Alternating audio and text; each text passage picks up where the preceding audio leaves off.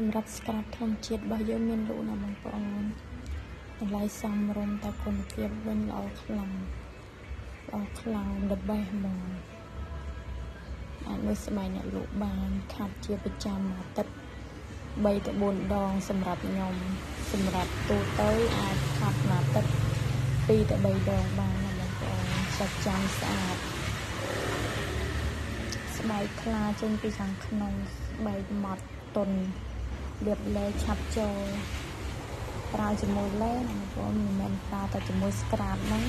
អាចបានសាច់សណាអត់ទេណាប្រើជាមួយលេចាសាច់ស្ក្រាបម៉ត់ថ្លាដោះអត់ឈឺស្បែក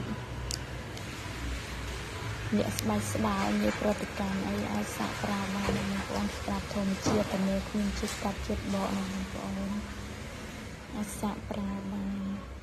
ចង់បានអាចកំងបានមានស្តុកយ៉ាង